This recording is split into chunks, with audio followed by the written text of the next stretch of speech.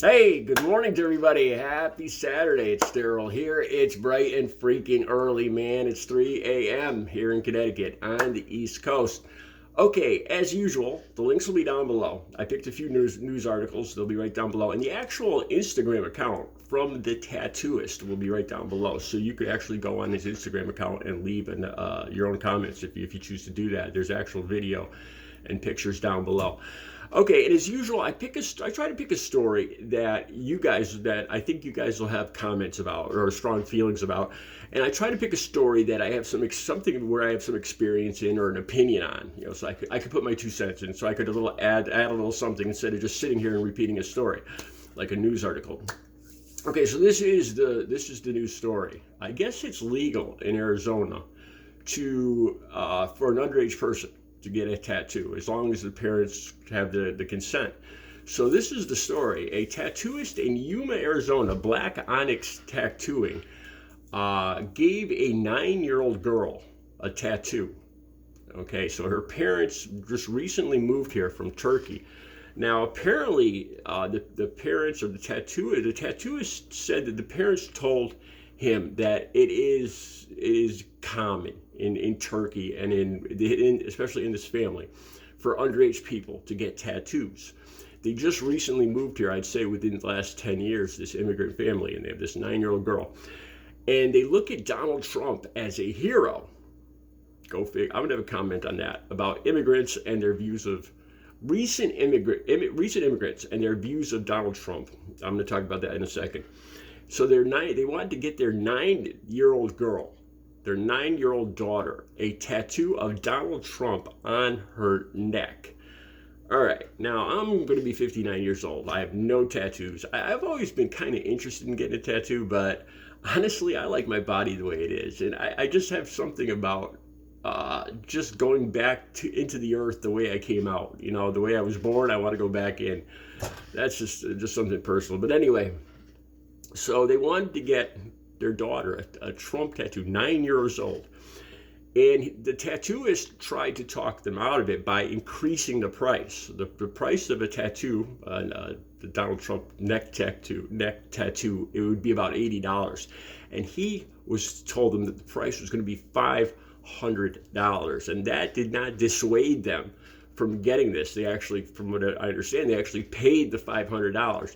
But he talked the girl into not getting the Trump tattoo. He talked her to getting something that he thought would age a little better, which, thank God, at least he has some smarts.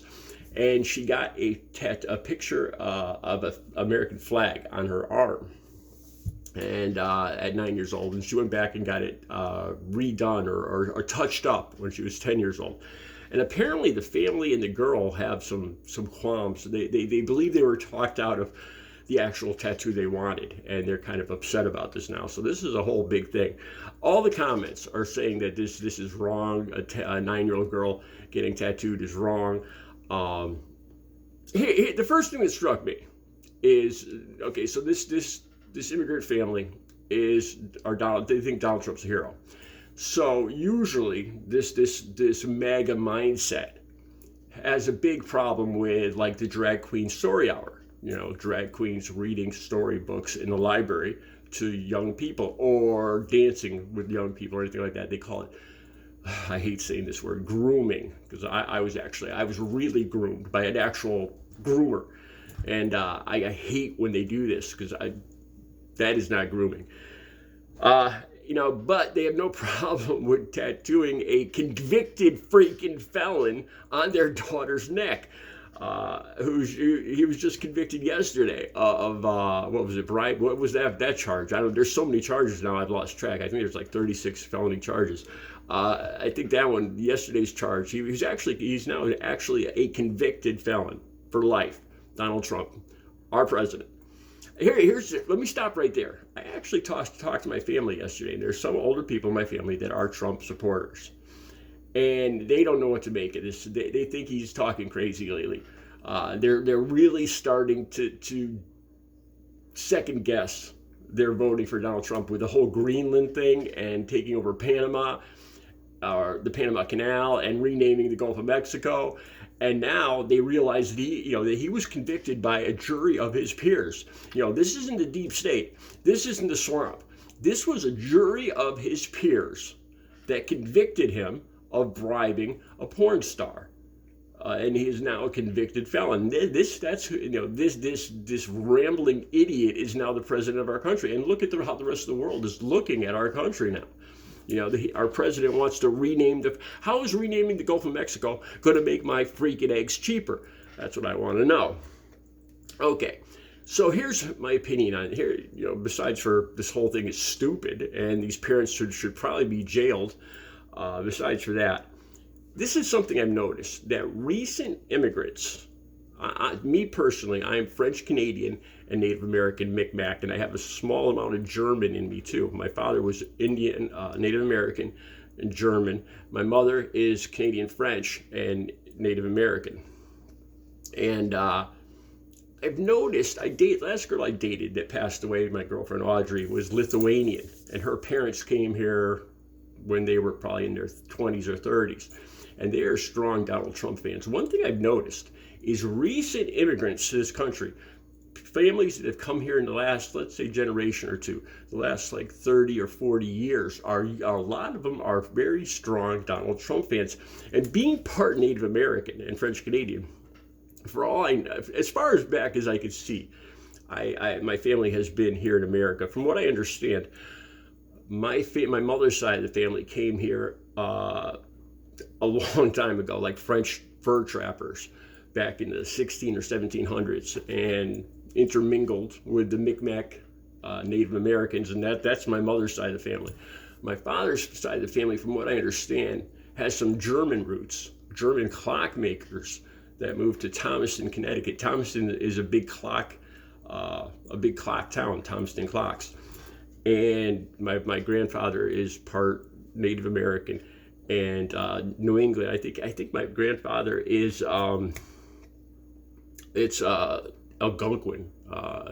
Indians, not the same Northeast area of Native Americans, but my mother is Micmac and my father is more Algonquin, and that's my native makeup. But I find it interesting that it's like people that have come here and they're just in the recent memory are judging other immigrants as not being allowed to be here. Their family, just because they got here 30 years ago and somebody came here 5 years ago, they don't think these people that were just here 5 years ago don't belong here, or should go through the same bull that they went through or whatever. I find it kind of hypocritical that people that came here so recently as the last couple generations are so judgmental of other immigrants coming here recently. But they claim it's because, they did it the right way and waited, 5-10 years to get in here. And these other people that are basically running for their lives from South America and Central America, they want them to wait it out like 5 or 10 years like they did. I can't understand that mindset. Just because I suffered, you should suffer too. Like the whole thing with debt forgiveness and, student loans. I paid... I used up a big portion of my father passed away, and I got some money from Social Security, and I used up a big chunk of that to pay to go to technical school. But just because I had to pay, it doesn't make me, I don't think it's necessary just because I suffered and I had to pay. That has no bearing on why I think other people should suffer too. If other people can have it better than I did, why not? I just do not understand that mindset. Just because I suffered, you should suffer too. This whole thing with waiting to get into the country like 5 or 10 years. I did it the right way, and you're running for your lives, but you should wait it out in Mexico because you got to do it the legal way. It's hypocritical to me. Okay, here's one thing I remember. I was trying to think back to when I was younger. My father passed away when I was 9, and he was the park ranger. He was the head ranger at Black Rock State Park in Watertown, Connecticut. And I would usually play in the park. I'd ride my bike. We lived in like a big cabin in the park year round because he was he ran the entire park. And I would play with the kids, and I'd ride my bike around the park. The park was basically like my yard, like my neighborhood. and there was an ice cream man. Now, my father was a staunch Democrat, and there was an ice cream man that would drive through the campground and sell ice cream to the people, to the kids every day. There was a beach there and a campground and a baseball field and all that. And one day, me and some other kids I was playing with, I was probably about 8 years old, went to get some ice cream. And I remember this guy, I guess you would call him a hippie, from back in 1974, and he hated Richard Nixon. I still remember this. I was 8 years old, and I was waiting to get my ice cream, and he was insisting, this ice cream man was insisting that all the kids say, "Impeach Nixon," before he would serve them. So he was making all the kids say, "Impeach Nixon," or he wouldn't sell them ice cream. Which, looking back, I think it's kind of funny, to be honest with you. My father, even though he was a Democrat, he was outraged at this. I never saw the ice cream man again. I'm not saying he beat up the ice cream man, but he taught me how to box. He was a tough guy. But he ran the park, and he probably did have some say on the ice cream man's contract in the park. But he had, even though he was a Democrat, and he himself, my father, I'm assuming, was no fan of Richard Nixon, he thought it was wrong that this ice cream man was pushing his political beliefs on kids, on his own son. And I remember he was freaking outraged about this. I still remember this, And so that's a big change. Like these Turkish immigrants, getting their daughter tattooed with a picture of a convicted felon on her neck, forcing their political beliefs on their daughter, who is much too young to make up her mind about her future political policies, how things have changed, or how they were in my family as compared to what's going on today. So those are my thoughts on this. Like I said, the links are down below. Tell me what you think, man. Is it okay to tattoo a 9-year-old girl? Is it okay to give a 9-year-old girl a tattoo of Donald Trump on her neck? I can't believe I'm even saying that. Like I said yesterday, I don't know, the events in the world, I'm starting to think it's really the end of days. You guys, I'll be back later with another video. You guys have a good Saturday.